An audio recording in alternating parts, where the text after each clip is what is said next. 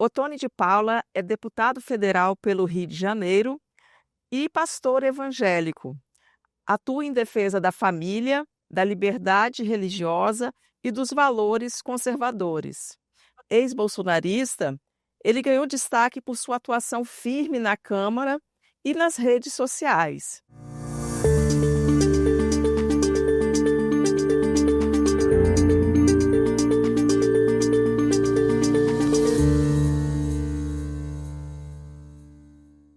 Deputado, muito obrigada por nos receber e seja bem-vindo ao Comunhão Entrevista.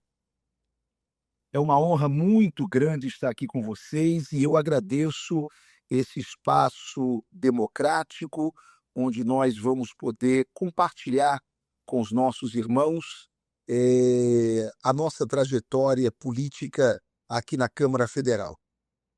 Deputado, vamos à primeira pergunta. O senhor é pastor e político. Como a sua fé influencia a sua atuação no Congresso Nacional?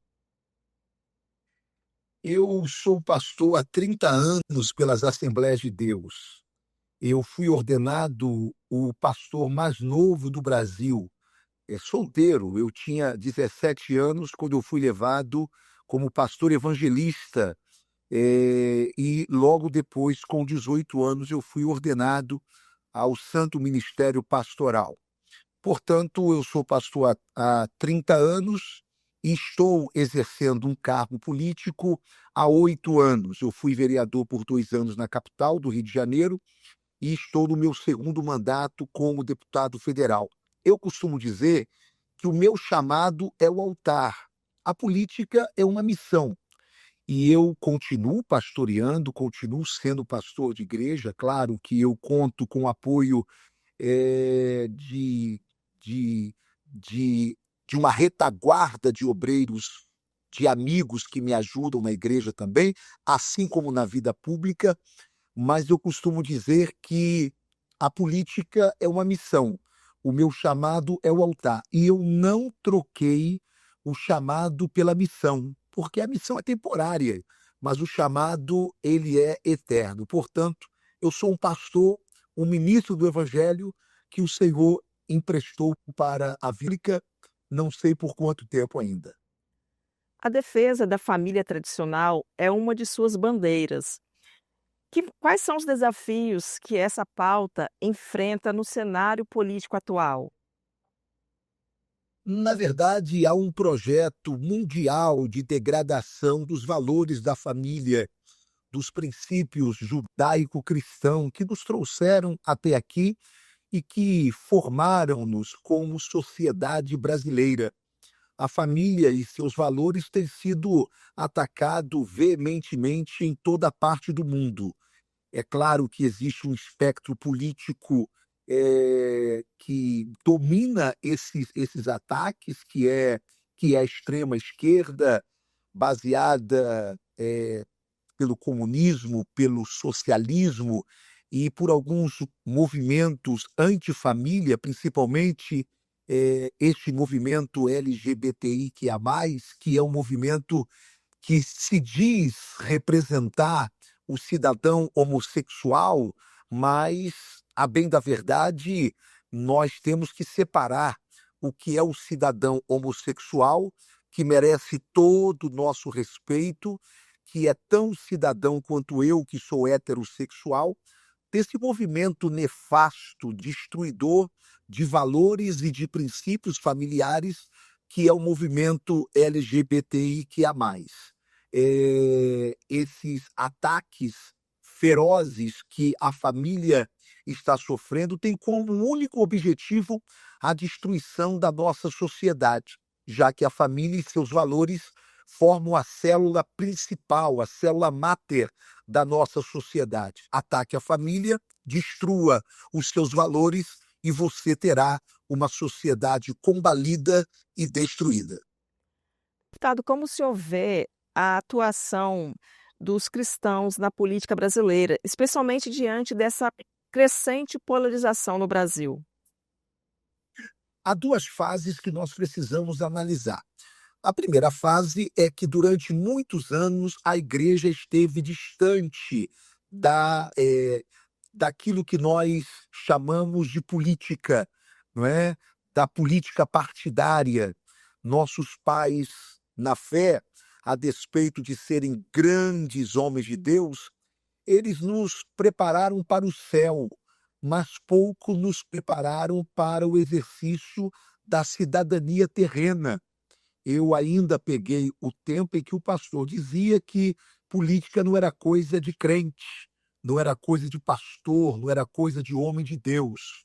Eu, quando militei para a vida partidária, sendo pastor, eu ouvi muita gente dizendo que eu não deveria ir para a política porque política não era lugar de gente séria, de gente honesta, e eu sou um homem de Deus.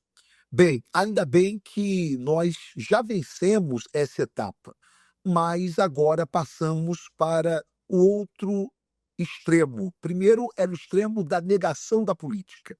Agora, o outro extremo é o extremo de você misturar a igreja do Senhor Jesus com a política partidária.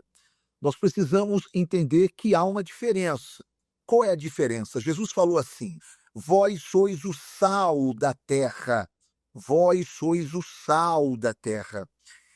Eu me lembro, numa leitura profética desse texto, que quando Eliseu, o profeta, chega na cidade de Jericó e ele vai instalar ali uma espécie de seminário profético para a formação de novos profetas, a Bíblia diz que Eliseu pede para que os seus discípulos fizessem uma vistoria sobre a terra, sobre Jericó. Eles voltaram dizendo: olha, a terra é muito boa, mas as águas são contaminadas. Eliseu, então, faz um ato profético. Ele pede um prato novo com sal.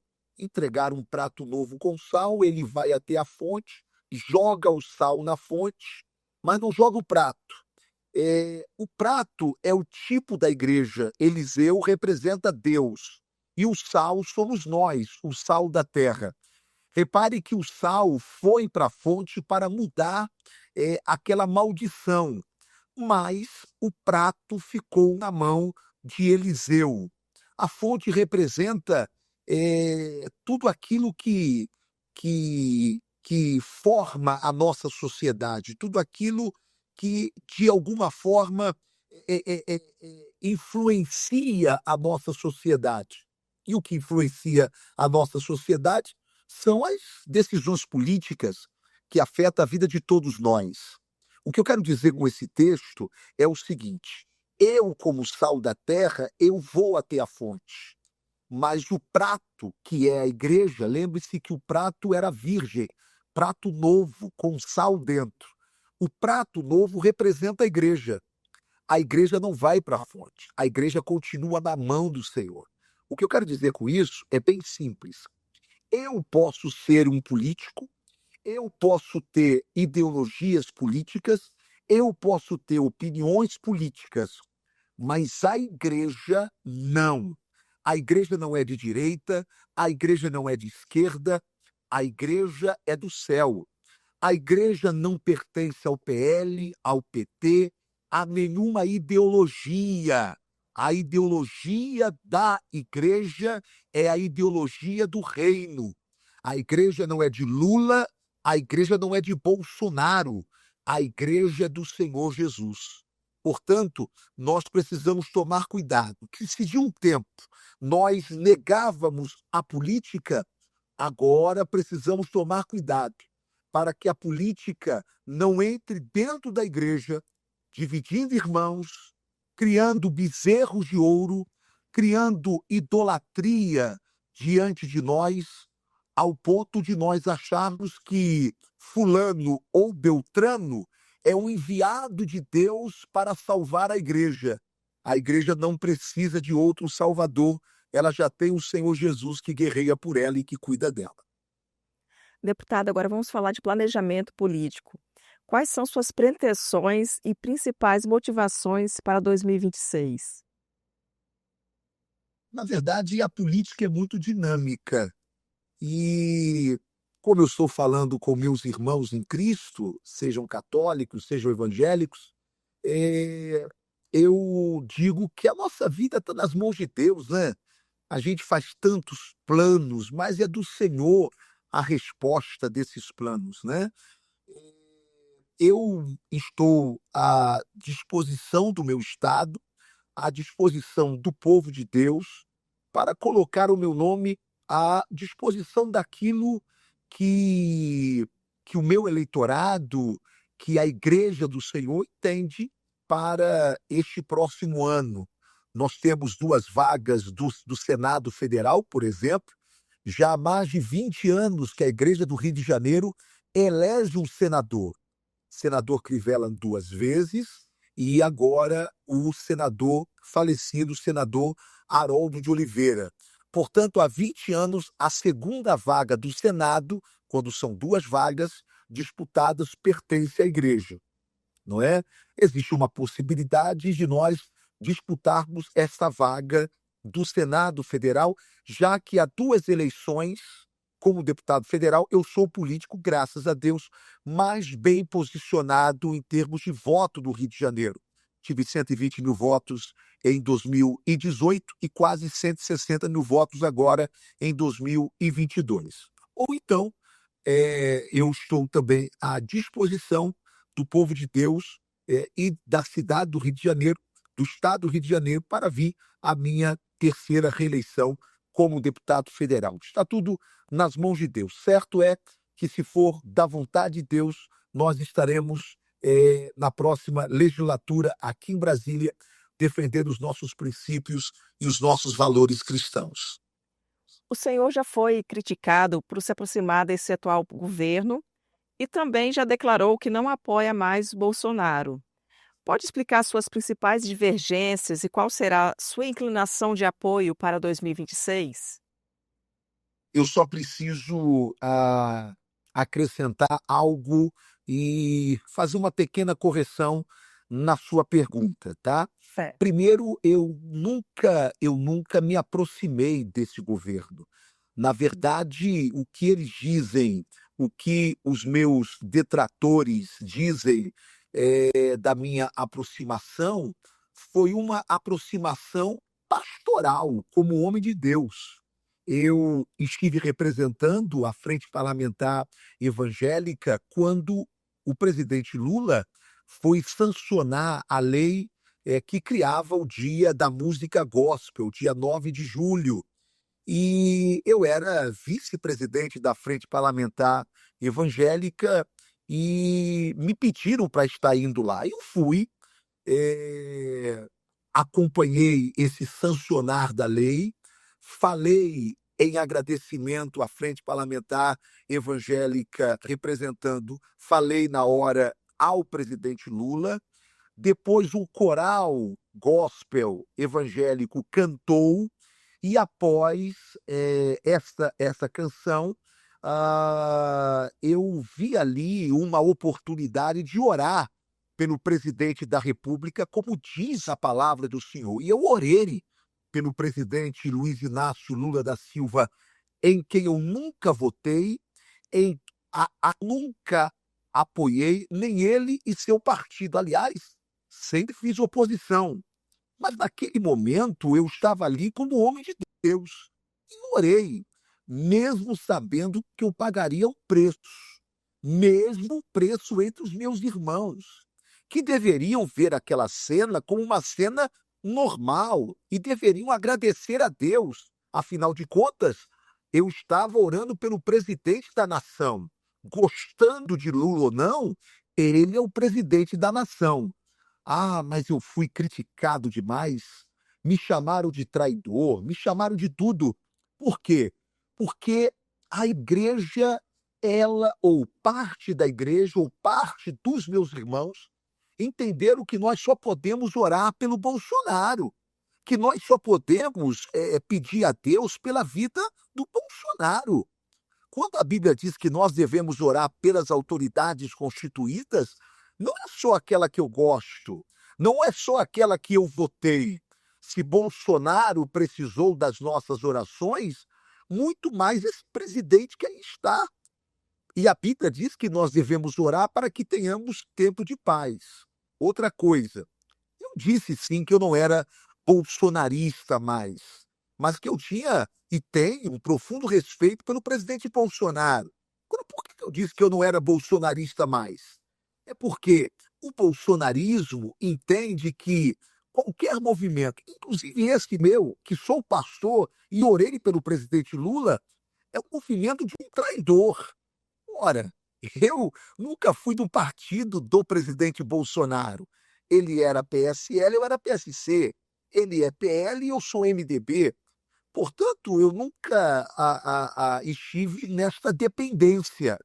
A minha proximidade com o de Bolsonaro foi proximidade. Eu acredito nos princípios e nos valores que Bolsonaro defende, que são valores que eu defendo antes de Bolsonaro. Afinal de contas, eu sou evangélico, Bolsonaro não é.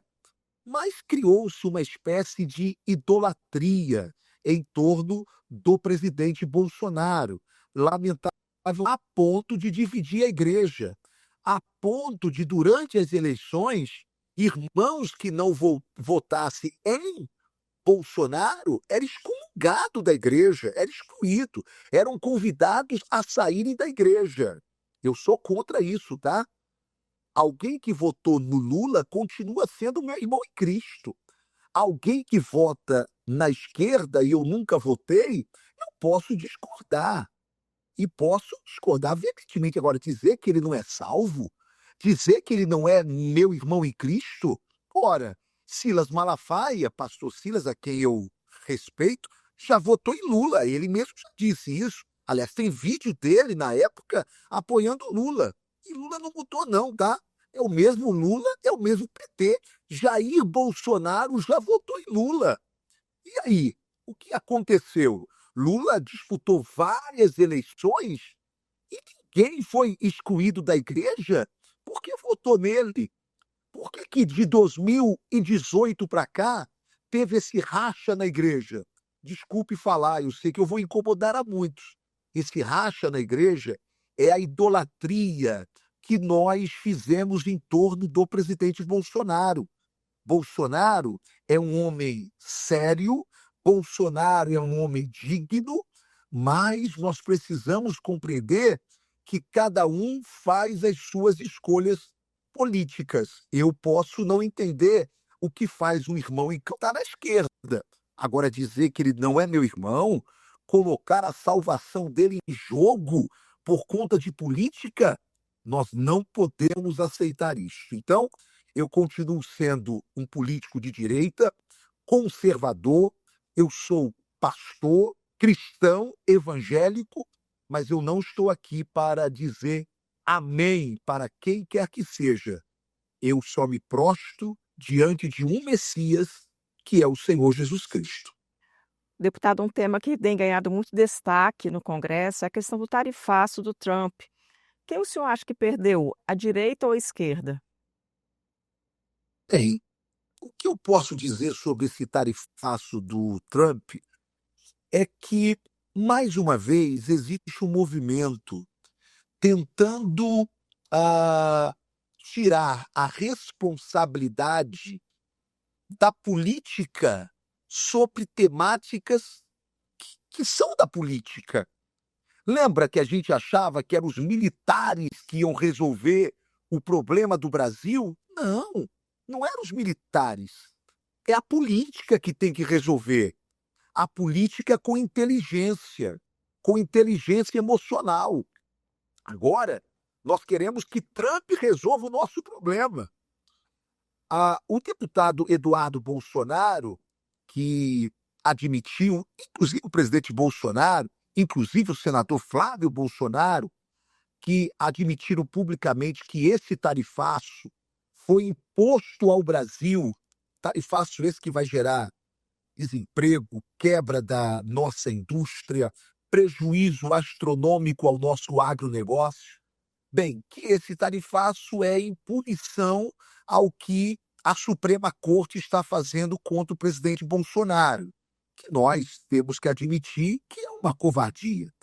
Mas Impor esse tarifaço ao Brasil é impor o tarifaço a toda a população brasileira. O deputado Eduardo Bolsonaro disse que se o Alexandre de Moraes, o ministro Alexandre de Moraes, não recuar, isso aqui vai virar uma Brazuela, um trocadilho entre Brasil e Venezuela. Agora, alguém acha que Alexandre de Moraes vai recuar? Alguém acha que a Suprema Corte vai recuar? A pergunta é: e se eles não recuarem? Vamos sacrificar todo o país? Vamos sacrificar o povo brasileiro em nome do quê? Em nome do quê? O tempo de nós agirmos passou. Nós perdemos. E perdemos para nós mesmos. Falta de estratégia, falta de inteligência emocional. Agora, é claro que sempre é melhor culpar os outros do que assumir a própria responsabilidade. Então, eu lamento esse tarifaço, não acho que ele vai gerar nada, a não ser um grande prejuízo ao povo brasileiro e à nação brasileira. Ninguém espere que Trump vá enviar o FBI, o FBI ou o FBI, e nem a SWAT para o Supremo Tribunal Federal ou o Exército Americano e tirar o ministro Alexandre de Moraes de lá ou fechar a Suprema Corte. O máximo que vão fazer é isso. É uma retaliação que todos nós pagaremos por ela. Em sua opinião, qual deve ser o papel do Congresso para fortalecer a liberdade religiosa no Brasil? O papel do Congresso é ser um defensor da Constituição. Quando nós falamos de liberdade religiosa, a gente está falando de liberdade religiosa para todos, para todos. E aí eu peço até desculpa, mas eu vou escandalizar alguns. É liberdade religiosa até para os satanistas. Ah, o cara criou uma igreja de Satanás. Ué, ele tem liberdade. Ou eu só quero liberdade religiosa para mim? Não. Liberdade religiosa nesse país é plena. O país é laico, não é laicista. Laico é quando dá liberdade para qualquer um ter a manifestação religiosa que quiser. Laicista, não. Laicista é o Estado comunista, que nega a existência de Deus. Portanto, o papel de nós, congressistas, na defesa da liberdade religiosa e na liberdade de expressão, porque as duas caminham juntos, é lutarmos por aquilo que nós prometemos lutar quando tomamos posse. Lutar pela Constituição brasileira e lutar contra tudo e contra todos que se levantam contra as liberdades individuais nesta nação. Deputado, a revista Comunhão agradece a sua participação. Muito obrigada. Eu é que agradeço vocês, estou à disposição para qualquer esclarecimento e convido a todos a nos seguirem lá na nossa rede social. Ottoni de Paula Oficial é o nosso Instagram. Ottoni é Otoni. Um abraço a todos. Gostou dessa entrevista? Quer receber mais conteúdos como esse? Basta acessar comunhão.com.br e nos seguir nas redes sociais. Até a próxima!